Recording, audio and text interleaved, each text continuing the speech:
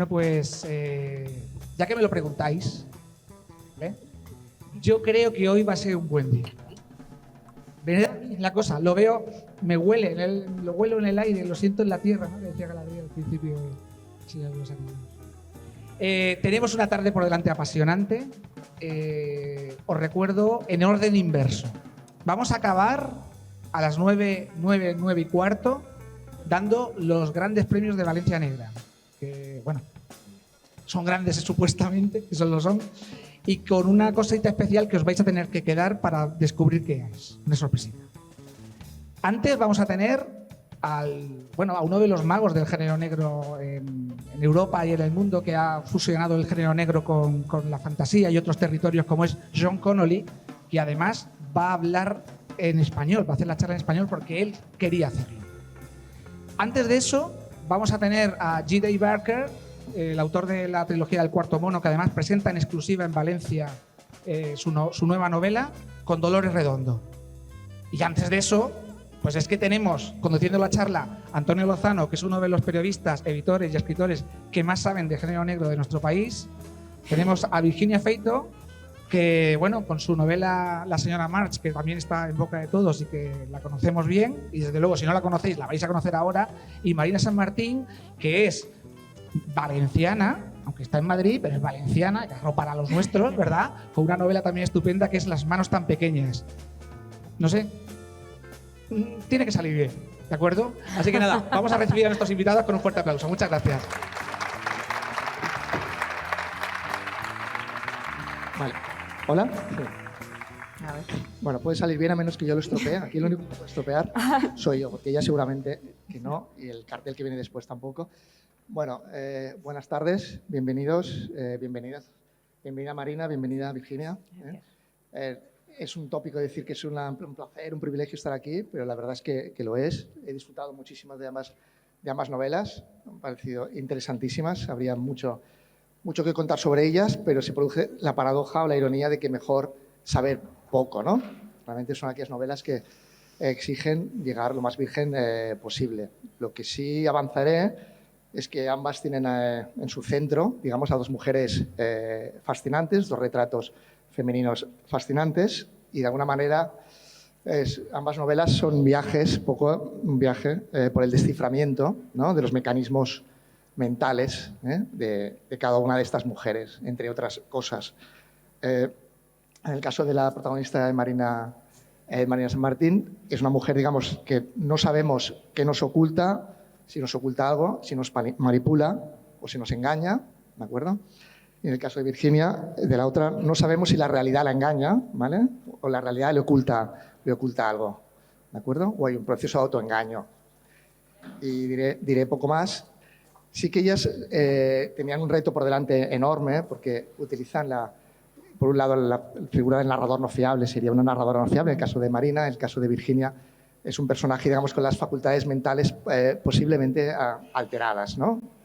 O sea que trabajar bien este tipo de personajes son muy, muy delicados, porque uno puede caer en trampas fácilmente, ¿no?, algo burdo, y ellos lo manejan con mucho rigor y mucha profesionalidad. Ya digo, es que ahora se ha abusado muchísimo de esta figura, ¿no?, de la mujer que no sabe si ha visto lo que no ha visto, le ha pasado lo que no ha pasado, y del narrador no fiable, y has de tener mucho talento para desarrollarlo bien, porque si no caes un poco en la ridiculez. Y ya os digo, la prueban con nota altísima. Bueno, no me enrollo más. Primero una pregunta muy, muy genérica antes de ir a vuestras novelas.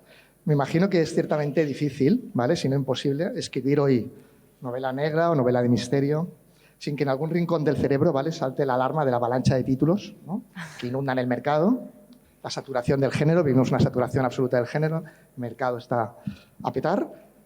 ¿Os condicionó de alguna manera para reforzar vuestra intención, digamos, de hacer algo personal, diferencial, o cuanto menos rebelaros contra ciertos tics?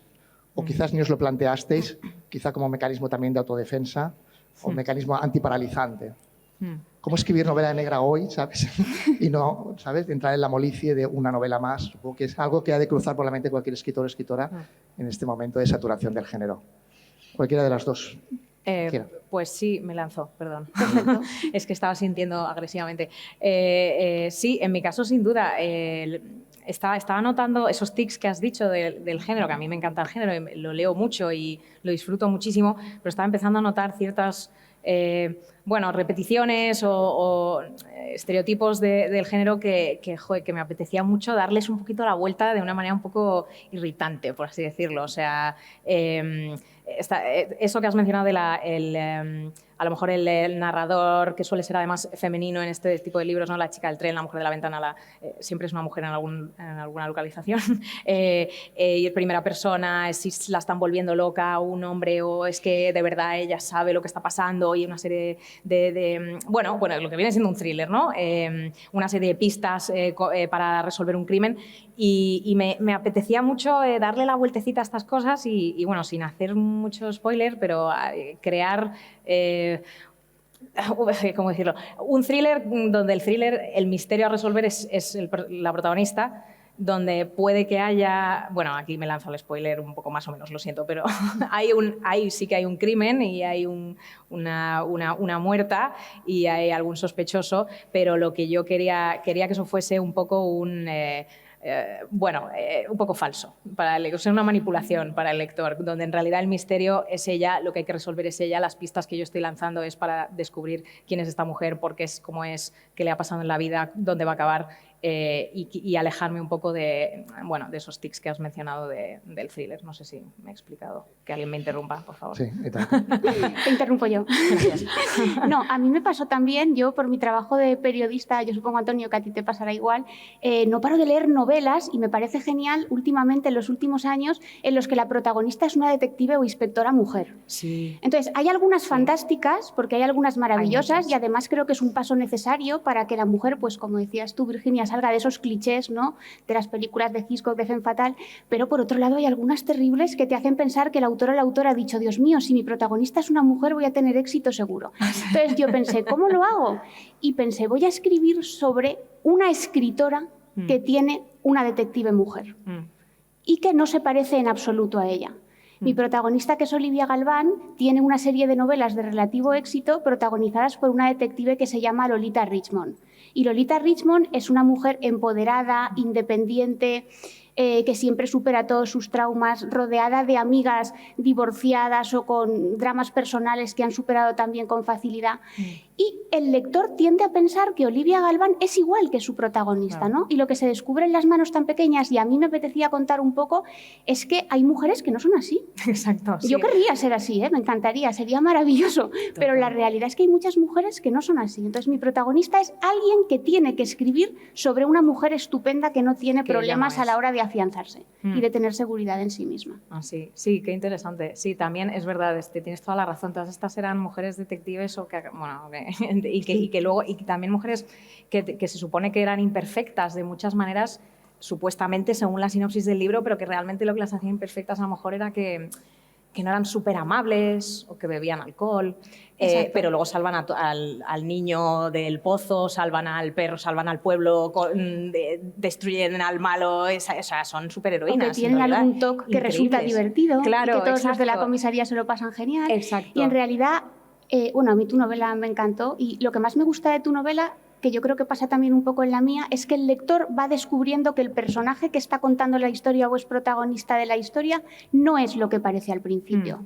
Sí. Entonces, a mí me interesaba descubrir esa parte más oscura del personaje que en el fondo tenemos todos y que muchas veces no somos capaces de compartir. Sí, y a veces no se justifica al final de manera agradable, como es mi caso en el caso de mi libro, que es la señora March, que es un personaje, en mi opinión, bastante desagradable y bastante antipática. A mí me cae fatal, pero me encantó escribirla por esa razón, porque me parece lo más divertido y me fascina crear un personaje e intentar descubrir por qué ha llegado a ser tan horripilante como es, y sin redimirla de ninguna manera y sin añadirle esas características que se estaba viendo en la novela negra, donde pues eso, la mujer suele ser o bellísima Eso. o tiene alguna, pues eso, lo que has dicho, alguna característica como entrañable o Sí. pues eso, graciosa o canta fenomenal o salva al niño al final del pozo, o yo qué sé, es como maravillosa o es muy buena madre, pues no le dan nada a la señora March. La señora March es una ama de casa de la Upper East Side privilegiada, no tiene aparentemente hobbies, no tiene trabajos,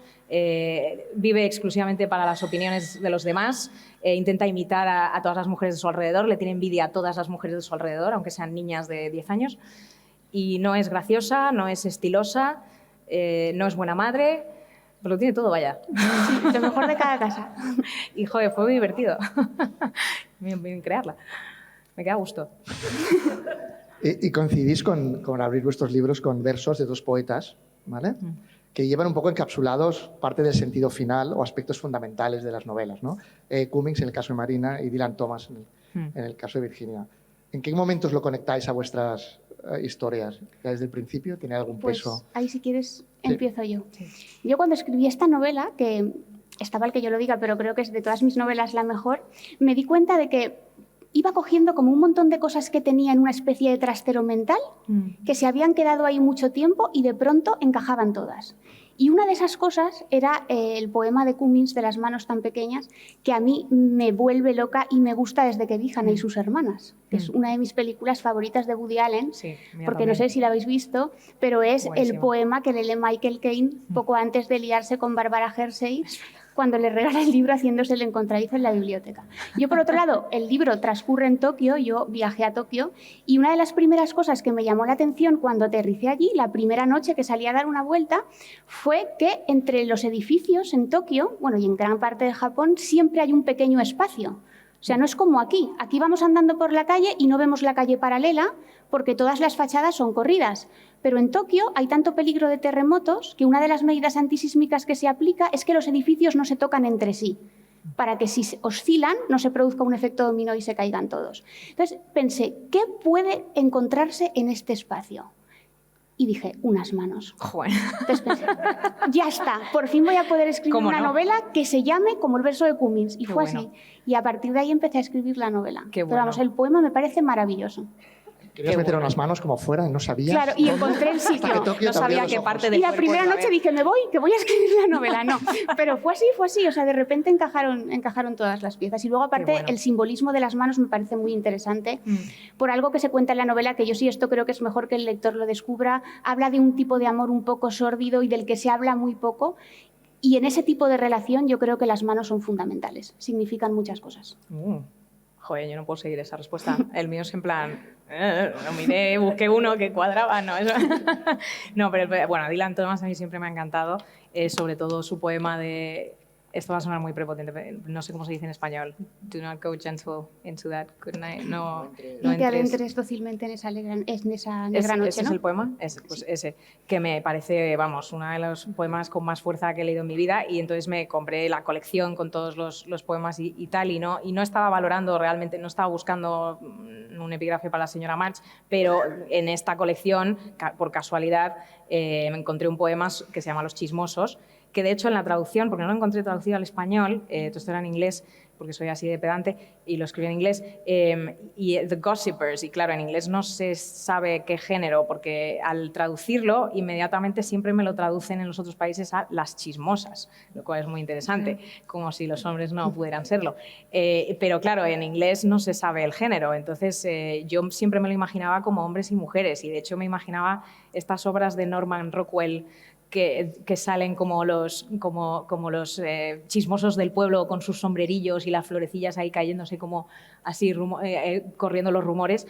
Estas referencias son muy específicas, tío. Pero bueno, la cosa es que leí Los chismosos y dije, ya está, es qué manera tan económica de explicarle al lector un poco de qué va un poco este libro, más o menos, de una mujer que se vuelve loca porque está obsesionada con lo que se está chismorreando de ella a sus espaldas, supuestamente. Para el que no lo sepa, mi libro trata de una mujer que está casada con un escritor bastante famoso de mucho éxito y su última novela, que está siendo un bestseller absoluto, de repente ella empieza a sospechar que ha basado un personaje en ella, que hasta aquí todo bien, lo malo es que el personaje pues es una prostituta gorda, fea, patética, asquerosa, a la que nadie quiere.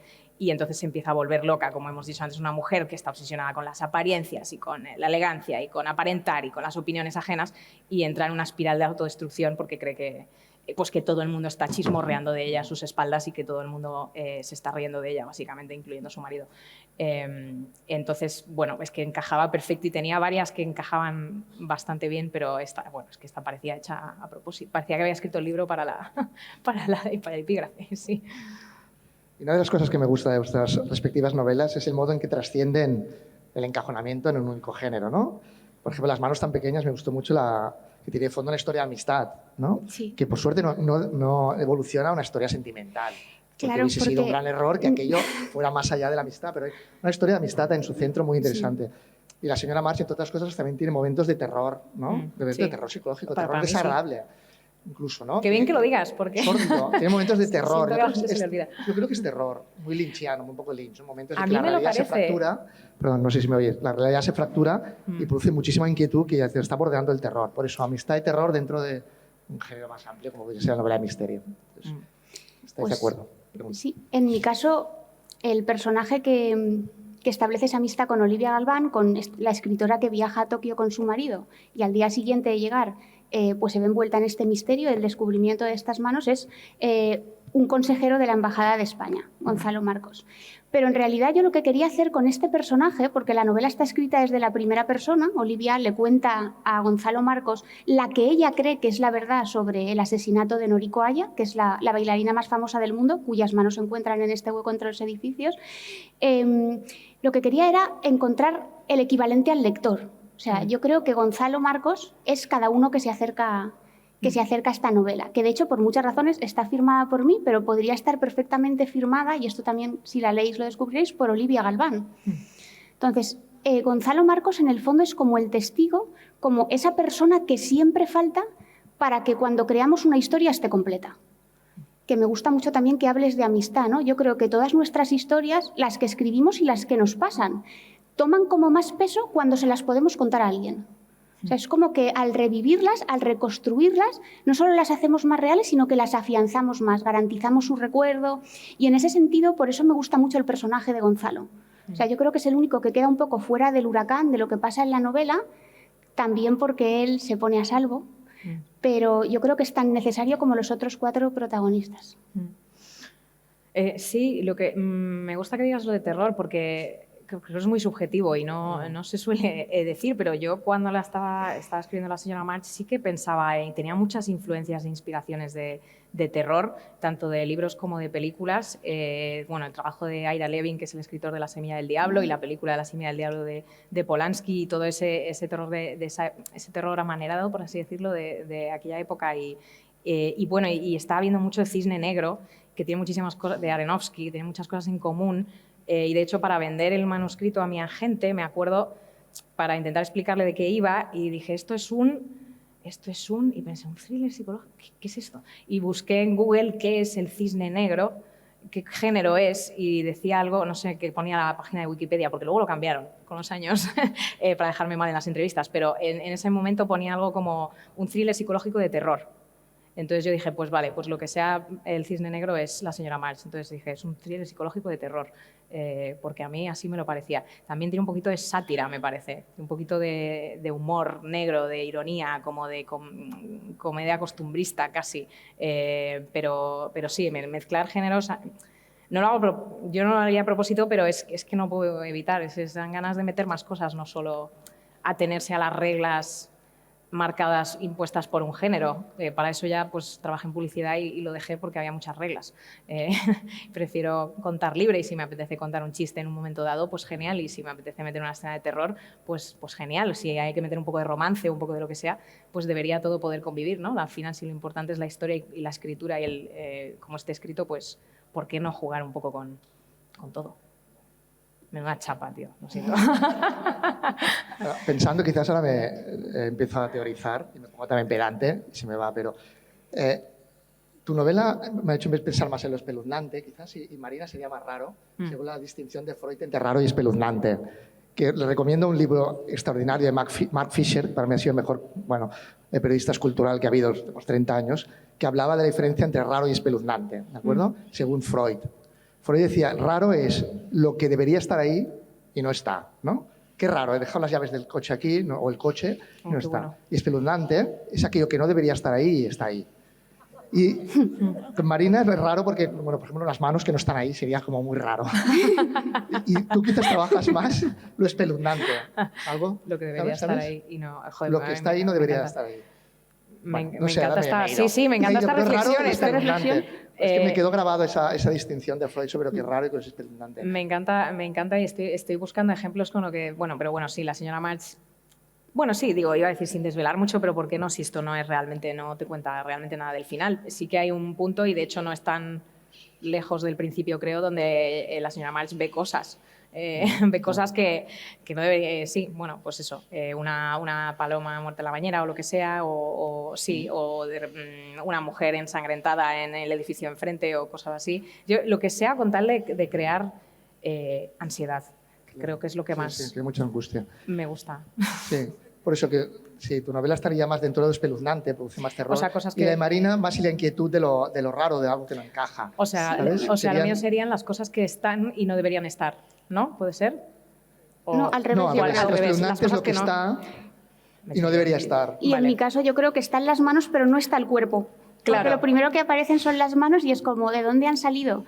Y ahora que lo cuentas, yo confieso que desconocía esta separación de conceptos, pero me parece interesante. Yo creo que mi novela es rara, pero tú decías lo que querías generar un poco, ¿no? Y yo lo que quería generar era no tanto malestar como cierto, no debate, pero sí reivindicar un poco la parte más oscura y trágica del amor. O sea, que le hablamos lo que debería estar y no está, pues eso. ¿Por qué? Porque últimamente, y me parece bien, y yo creo que a lo mejor es más saludable para todas las mentes y todo, estamos descafeinando mucho ese concepto. Totalmente, sí. O sea, es como que estoy Con de lo violento acuerdo que es. y la mayoría de las veces es con razón, pero creo que el amor tiene una parte de sombra importantísima. Estoy de acuerdo. Se lo pueden preguntar a Shakespeare, se lo pueden preguntar a los autores de la tragedia griega, y esa parte sigue ahí, y de esa parte ya no se habla.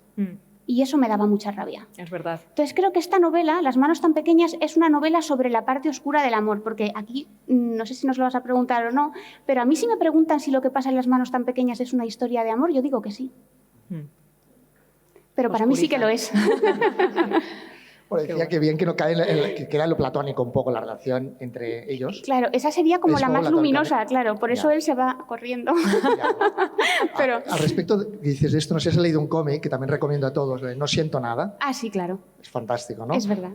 Que queremos pausterizar el amor, es verdad, quitarle todos los elementos negativos, ¿no? Es un cómic escrito por una mujer, pero también dice que el concepto de empoderamiento de la mujer tiene el problema, ¿vale? Que a veces queremos protegernos tanto que nadie nos haga daño, y el amor es daño, es dolor. Es inevitable que las relaciones amorosas, sentimentales, produzcan dolor y que la gente huye del amor por no herirse, ¿no? Entonces estamos pasteurizando un poco el amor. Este cómic, No siento nada, es también muy muy recomendable. recomendable. Me ha hecho pensar lo que decías. Vale, seguimos. Y me pregunto lo que habría hecho un buen psicoanalista con vuestras protagonistas, ¿vale? Porque simultaneé la lectura de vuestros libros con la novela, otra muy recomendable. Parece que en vez de entrevistarlas estoy aquí lanzando bibliografía. Me excuso. El de Caso Clínico, que sé que Marina claro, Caso Clínico. lo ha leído, de Gray McRae Barnett, en Impedimenta, extraordinario. Ahora, cuando acabes, diré una cosa sobre esto, que además Vale. viene al pelo con la novela de Virginia Vale. también. Muy recomendable este libro y esta novela, Caso Clínico, ¿no? En la que tenemos un psicoanalista que practica la antiterapia, ¿vale? Y que sostiene que todo trauma, ¿no?, pasa por no aceptar que contenemos múltiples personalidades, ¿no? El deber de colocarnos una máscara de una única y sólida identidad. Y ahora parece que la mitad de la ficción va sobre la búsqueda de identidad, como si hubiera una sola parte de nosotros en algún lado que un viaje, una persona la dispara, ¿no? Somos uno, es la identidad. Cuando esta novela está muy bien, porque dice, no, contenemos muchas personalidades distintas. Y el trauma es intentar sofocarlas, ¿no? Debemos de dar... Y algunos, de alguna manera, vuestros personajes explotan, ¿no? También al no poder conciliar un poco, en el caso tuyo más claro, la imagen pública, ¿no?, y la realidad privada de sus relaciones.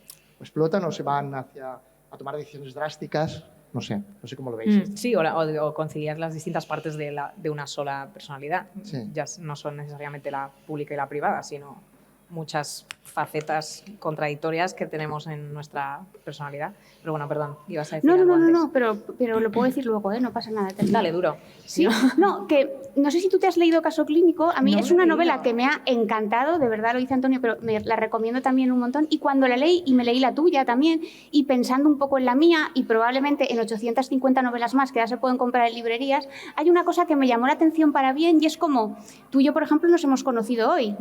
A Macrae Burnett yo lo he visto un par de veces en la vida, pero tampoco es que sea mi amigo más íntimo. Y sin embargo, es como que hay una corriente, porque estoy segura que hay más, ahora no me acuerdo, pero las podríamos buscar y saldrían, de elegir el discurso mental interior de las mujeres para protagonizar las novelas de suspense.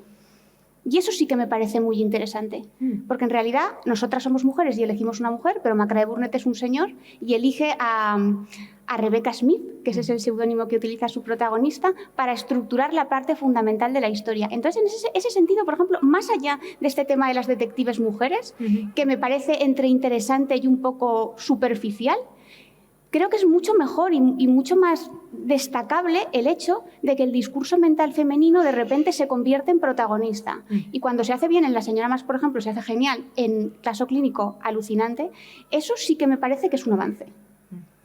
Porque además sí que se hablan de problemas y de situaciones actuales, es algo como coyuntural y necesario, y me gustó mucho Caso Clínico. Y en el caso de Olivia Galván también, Olivia Galván yo creo que no es como la señora March, porque yo a la señora March no la definiría como superviviente, no sé tú si la consideras así, No. tú te la has creado, pero creo que nada Olivia positivo. Galván es una superviviente. O sea, creo que el proceso de la señora March, para el lector, que soy yo, es como ¡uf! Sí, es Y el cuesta proceso abajo. de Olivia es lo contrario, es como cae y luego sobrevive. ¿A costa de qué? Pues, pero Claro. sobrevive. Pero cae porque en parte también decide caer. Se Es que- somete, no podemos entrar en pormenores, pero también voluntariamente se somete a una serie de cosas peculiares, Y- cuanto menos. Pero bueno, sería desvelar mucho. Y pero hay pierde parte el de ella. control. Claro, Sí, Yo pero- bueno, creo que que ese también es siempre- parte, claro. es un tema en común, yo creo. perder el Con la control. señora March. Pero sí, pero la identidad es, bueno, la identidad yo creo que es el foco central de la señora March y sí, la salud mental femenina, como Sí. has dicho, y bueno, y todos los aspectos, que es en parte también porque esto no sé si lo íbamos a atacar luego, pero ya me lanzó, que la novela no está ambientada en ninguna época en particular. La señora March parece que está ambientada en los años 50 a lo mejor, pero luego empieza como a contradecirse, hay varias pistas contradictorias, de repente hay un cubo Rubik que es de los 80, de repente hay un restaurante que no se abrió hasta el 2000, o hay como pistas, la vecina lleva vaqueros, pero la señora March viste como de otra época, y una de las razones por las que hice esto también era para preguntarle para que el lector empezase con una serie de prejuicios sobre la mujer de los años 50, ¿no? La mujer que quiere ser perfectita y que lo único que le importa son las opiniones de la vecina o el que dirán, etcétera, porque es en los Tampoco años está tan 50, exacto. Y si no es relevante esto hoy en día, sobre todo en la época de Instagram, ¿no? Donde creo que por primera vez en el mundo, y esto es algo que podrían, vamos, me parece al nivel de las mujeres de Stepford, existimos en una época donde existe un trabajo que es ser influencer. Y esto es un trabajo real y es salir en las redes sociales todo lo estupenda y lo perfecta que puedas, porque además suelen ser mujeres, y aparentar una vida que a lo mejor no tienes, y luego y todas estas historias que lees de influencers que se suicidan porque no pueden con la presión y con la depresión de tener que aparentar perfección constantemente en su vida personal, que se ha convertido en su trabajo. Entonces también era un guiño a esas De presiones hecho, en ese sobre la sentido, yo mujer. creo que las cosas no han cambiado tanto, porque No han cambiado leyendo tanto. tu novela me acordé mucho, que es una de mis novelas favoritas de Patricia Highsmith, maravillosa, que también, otra más para apuntar a la lista, que es El diario de Edith. Y pensaba, ostras, La señora March es una novela actual y en el fondo el problema sigue siendo el mismo. Efectivamente. El diario de Edith, yo no sé si es una novela de los años finales de los 60, principios de los 70, es de las últimas novelas de Patricia Highsmith, creo yo. Pues entonces... Pero es una novela ambientada antes y, sin embargo, luego lees tu novela y con la contextualización de la problemática tal distinta, pero seguimos estando en algunas cosas en el mismo punto. Sí. O sea, no ha cambiado tanto. No, hay cosas que no pueden, de momento. Y se produce un juego de, creo que de espejos estimulante en vuestras novelas, ¿no? Por cuanto vuestras protagonistas sospechan de sus cónyuges, al tiempo que los lectores sospechamos de ellas, de su cordura, de su testimonio. Habladme de esto, del desafío, el desafío que supone sostener a narradoras no fiables o protagonistas con el sistema de codificación de la realidad averiado. ¿Cómo se evita la trampa o directamente el engaño o al menos a cierta trampa, pero no pasarse con la trampa? ¿Cómo se trabaja estos aspectos? Yo no sé si lo he logrado, sinceramente, porque es bastante difícil mantener el... Sobre todo, luego pensé, ¿por qué? Porque has escrito la novela en tercera persona, pedazo de imbécil, porque claro, es más difícil todavía no poder, porque te estás narrando... O sea, narrarlo en tercera persona inevitablemente parece más factual, ¿no? Parecen más hechos, más que... O sea, es difícil que sea el narrador el que te está engañando. O sea, me metí ahí en una trampa que creé yo misma, que no sé ni si conseguí salir bien. Me parecía muy difícil hacerlo y no sé, a día de hoy no sé si lo he conseguido, la verdad.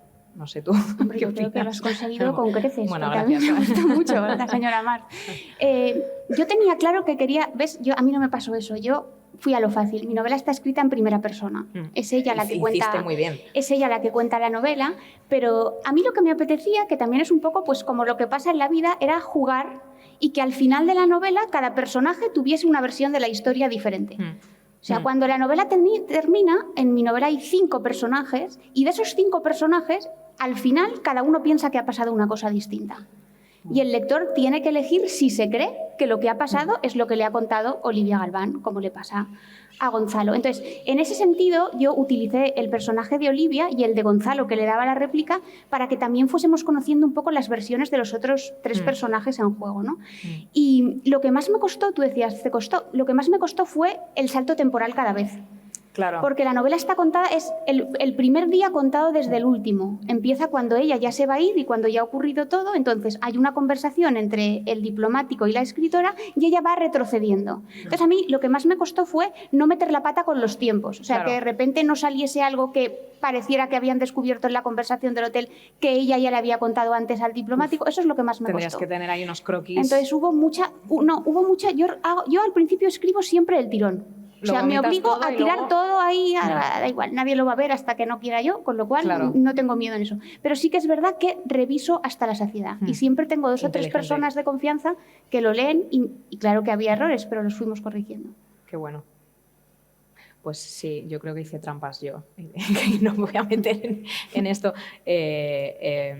Pero bueno, sí, la tensión esa siempre es difícil. A mí yo leía mucho novelas que hacían, bueno, una novela que lo hace, que es una obra de arte, que es American Psycho, como mezcla un poco la realidad y la ficción y hasta cuando te lo acabas no te queda claro, ¿no?, si Patrick Bateman ha matado a alguien o en realidad ha estado fantaseando con matar a toda esta gente y no ha matado a nadie, lo cual me parece espectacular y te sigue quedando la duda, como la peonza al final de Inception, que no te queda claro si eso o no. Entonces creo que hice trampa y fue como, que lo decida el lector, ¿sabes?, al final, porque sigue habiendo gente que se me acerca sin desvelar el final, que piensa que el final no ha ocurrido.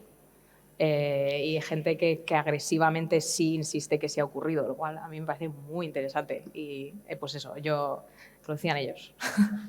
Y así yo me quito de problemas. Marina, ya has citado algo de esto, has hablado un poco. Uno de los factores que te llevan a escribir la novela es un viaje a Tokio, ¿no? Ahí se produce el chispazo original. Y a mí me parece muy interesante cómo la sensación de desplazamiento, ¿no?, y de extrañeza de la narradora en la ciudad se funde con las incógnitas, ¿no?, y las zonas de sombra que atraviesan el caso. Eso está muy bien trabado. Sí, yo pasé un tiempo en Tokio y por cosas, pues digamos que Tokio se vino conmigo, ¿no?, a España. Pero no fue por eso, o sea, no fue porque el viaje se acabase prolongando a través de las cosas que me pasaron allí y la gente que conocí allí, sino porque desde el primer día, tú lo has dicho muy bien, la sensación de extrañeza fue tremenda. O sea, esa fue otra de las razones que me llevaron a escribir esta novela y a ambientarla allí. O sea, yo tampoco soy Willy Fogg, no soy una persona que viaje sin parar, porque para empezar tengo pánico a los trayectos, en avión, en tren, todo eso me da horror. Pero sí que quería conocer Japón, era una de las ilusiones de mi vida, hice las 14 horas de vuelo y mereció la pena porque cuando llegué allí es la sensación más parecida que he tenido en la vida y que creo que tendré de haber viajado a otro planeta. Esto lo he oído mucho. O sea, es realmente... Japón en concreto. No tiene nada que ver con nosotros, cero. O sea, tú, por ejemplo, vas a Nueva York y lo has visto en tantas pelis, has leído tanto sobre Nueva York, que de repente estás en una serie y dices, uy, yo ya he estado aquí antes. Conozco. Error, no has estado ahí antes, pero has visto 350 películas y el comportamiento no deja de ser occidental, tenemos muchas cosas compartidas, las cadenas de comida basura, los Starbucks, 1000 cosas. Tú llegas a Tokio y estás en otro mundo. Fuerte. Porque para empezar, la sensación que yo tengo es que, por lo menos en el mundo más cercano al nuestro, construimos nuestras ciudades para servirnos de ellas. O sea, nosotros estamos aquí genial, súper cómodos, fresquitos, a pesar del calor que en realidad hace, porque esto está construido para sernos fácil a nosotros. Y sin embargo, cuando llegas a Tokio, no pasa en otras ciudades de Japón, ¿eh? La primera sensación que tienes es que la gente vive para la ciudad. Qué interesante. La ciudad ha crecido tanto, se ha hecho tan grande, se ha desbordado, es como un vaso lleno de agua, que para poder vivir ahí no queda más remedio que someterse a ella. Y eso me apetecía mucho contarlo. Además, también creo que era una historia que no se podía contar en la propia ciudad de los protagonistas. O sea, creo que cuando viajamos, en la novela de hecho se dice, existen muchas ciudades y la nuestra. Porque cuando estamos lejos, cuando estamos fuera, es cuando más se nos pone a prueba. Claro, y eso lo quería contar también, sí. Bueno, en La señora March es casi contradictorio, ¿no? Porque toda la novela, todo lo que le pasa transcurre en su propio piso. Yo hice un poco lo contrario a ti, pero otra vez. Se va alejando, yo creo, de la realidad. Claro, y muy claustrofóbico. Está todo el rato en su piso y en su cabeza. Supongo que, como es mi primera novela, tampoco quería inundarme en research exhaustivo, escribir sobre cosas en las que no me siento cómoda porque no las entiendo o no las conozco. Y dije, ¿qué es lo que más conozco? Pues estar todo el día en mi casa y estar todo el día en mi cabeza, dándole vueltas a las cosas. Entonces, al final, creo que lo hice por eso. Pero es totalmente cierto lo que has dicho de Nueva York. Leí hace poco la novela maravillosa de Lingma, Liquidación, que tiene una frase que me encantó, que la voy a citar mal, pero algo así como que Nueva York es la única ciudad que está tan presente en el imaginario colectivo que todos hemos vivido ahí, aunque no hayamos vivido ahí. Claro. Todos hemos vivido en Nueva York, en realidad.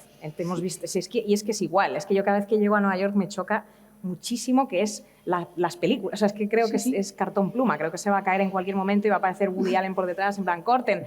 Y es tal cual. Y las escaleras y los ladrillos y todo lo que crees que es. Es así. Entonces, eso me parece también muy, muy extraño y muy bizarro también, de una manera muy... Sí, que puede provocar ansiedad, si así lo desea uno. Andemos en esto, porque te iba a decir, así como Marina nos transporta al Tokio y tiene mucha importancia la ciudad en sí, el tuyo es el ámbito doméstico, ¿no? Que se va transformando en un espacio amenazador y real, ¿no? Claro, claro. ¿Cómo fue trabajar este aspecto, digamos, de desnormalizar el hogar? Lo normal, ¿no? Porque también yo quiero entender que está muy bien hecho, no sois voluntario, ¿no? Que el domicilio como proyección de la mente de la protagonista, de alguna manera. Claro, sí. Claro, como ha dicho Marina, somos más vulnerables cuando estamos fuera, ¿no? Nos sentimos más a salvo, más nosotros, más seguros. Lo reconocemos todo cuando estamos en nuestra casa. Sabemos dónde están los enchufes de la luz, ese tipo de cosas. Por lo tanto, al querer crear situaciones de angustia, de miedo, de terror, ¿qué pasa cuando el enchufe de la luz, que siempre ha estado ahí, sabes perfectamente dónde está, no está? ¿Qué pasa cuando el marido que vuelve a tu casa, que llevas casado, yo qué sé, 24 años, de repente no es, o sea, es, pero no es? ¿O qué pasa con tu reflejo en un espejo, de repente tiene los ojos de otro color? O sea, eso a mí es lo que más me puede... Porque eso ya estamos tocando, creo, la mente, ¿no? Y cosas que no se pueden... Bueno, que no es una situación de un crimen donde lo vas a pasar fatal y te va a traumatizar de por vida, pero luego pues te coges un tren y te vuelves a tu casa con suerte y lo pasas y vas a terapia y lidias con ello. Pero a lo mejor algo que te toca dentro, me da mucho miedo que no puedas volver. Y que se te olvide quién eres o que creías que sabías quién eras pero no eras, o que físicamente no eres quien eres. No sé, todas esas cosas a mí siempre me dan muchísimo miedo y por eso hay tantos espejos en mi libro, en La señora March, como simbolismo. Y de hecho, desde que era pequeña en las películas de terror, el espejo es como el icono de terror que más miedo me da, porque ¿qué pasa si miras y no eres tú? ¿Y qué pasa si además no eres tú y nadie te da la razón? O sea, y todos te dicen, pero si tú siempre has sido rubia, tú siempre has sido morena, ¿de qué me hablas? No sé, he dicho... y creo que eso a lo mejor lo saqué de Shirley Jackson. Sí. Me parece que es algo que hace mucho en sus historias cortas maravillosas, llenas de mujeres haciendo cosas en su día a día que no deberían perturbar, pero perturban. Como te metes en un taxi para ir al dentista y de repente es una cosa muy extraña y te miras en el espejo del taxi y no eres tú, o haces un gesto que no estás haciendo, estás sonriendo pero no lo estás. Cosas así que a mí me acojonan. Entonces quería explorarlas más a fondo. Nos queda poco tiempo, porque ya ha corrido mucho. pero voy a intentar haceros un par de preguntas más, quizás necesito respuestas más breves. Sí. Uno es que trabajáis muy bien los contrastes, ¿vale? Marina, el crimen en un país de rituales milenarios, rincones de gran belleza, pero un crimen también perturbador, también por el hecho de las manos cortadas, ¿no? Y Virginia, la caída de la locura, unos ambientes refinados y elegantes, ¿no? El Upper East Side, tiendas estupendas, un superapartamento, etc. ¿Hasta dónde quisisteis, digamos, explorar esta disonancia? Yo... Si quisisteis, quizás no Claro, quisisteis. Ya se acaba. uy, Ya no. sí. No, yo cuando decidí que quería ambientar la novela en Tokio, también tuve claro desde el primer momento que primero no quería escribir la típica novela llena de referencias a la ciudad, como si fuera una Lonely Planet con una mini historia que pasa por el medio. Por eso, aunque la ciudad está, tampoco es que yo creo, no lo sé si lo he logrado o no, desborde la novela. Y por otro, que para ser honesta conmigo misma y para que saliera bien, los protagonistas solo podían ser extranjeros. O sea, no locales ni personas españolas que llevasen mucho tiempo viviendo allí, a excepción del diplomático, que es como el que da la réplica, porque solo así iba a poderlo hacer bien, iba a poder transmitir las mismas sensaciones que yo había tenido. Entonces, no podemos desvelar nada de la novela, pero creo que eso tiene que ver muchísimo con la clase de crimen que se comete. Y sí, ¿no? yo sí quería explorar totalmente el contraste entre lo precioso, digamos, y lo asqueroso, ¿no? O lo terrorífico. Por eso son, bueno, cuando describes con tanta obsesividad y nivel de detalle algo precioso, que de repente en el próximo párrafo hagas lo mismo con una gota de orina o con heces o algo así, pues creo que choca más. Y además me gustaba mucho el reto de intentar describir cosas que a mí me dan mucho asquete, porque además yo soy muy asquerosita, pues soy obsesiva compulsiva y me pongo muy nerviosa con la sociedad y esas cosas, y las cucarachas ya ni te cuento, que hay muchas en este libro. Y entonces me parecía una manera muy interesante de describirlas con un lenguaje bonito. Era mi intención. Y también así convencer a todos los lectores de que todas mis obsesiones son correctas y justificadas. Ya. Me hace pensar en aquella imagen, ¿no? ¿Quién lo escribió? Como una tarántula en una tarta de nata, ¿no? Pastel de nata. Ay, sí, no me acuerdo quién Una escribió tarántula en un eso. pastel de nata, ¿no? Tú seguro que te las sabes. No sé si alguien se acuerda. Sí que sé que... ¿eh? ¿Quién lo dijo? No Adiós, sé. muñeca.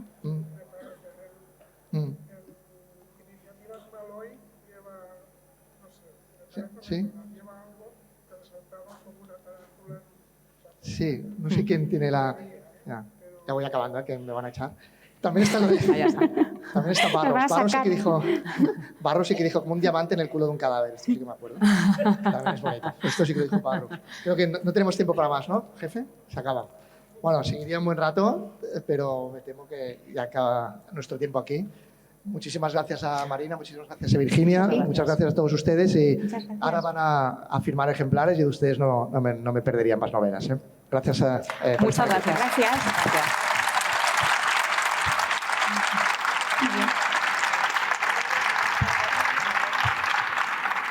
Bueno, os decía que hoy es un buen día. Ahora mismo, cuando yo me baje de aquí, tenéis 3 cosas que hacer. Podéis hacer las 3, alguna de ellas. A ver, una es comprar los libros de Marina y de Virginia y que os lo firmen.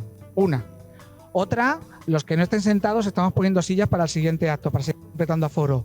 Y 3, si os queréis al siguiente acto y sois como yo, que a mí me cuesta un poco, que tengo problemas en la cabeza y no entiendo del todo el inglés y me cuesta, los audífonos están allí al fondo y tendréis que recogeros para la charla entre Dolores Redondo y J.D. Barker, que claro, él habla en inglés, entonces así lo podréis escuchar. Así que nada, seguimos con Valencia Negra.